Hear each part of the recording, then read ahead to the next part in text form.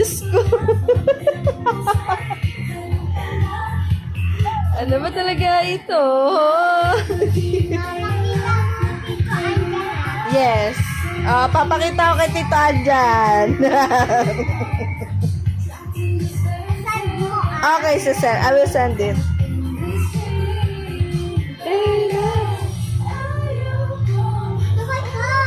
Sabay na.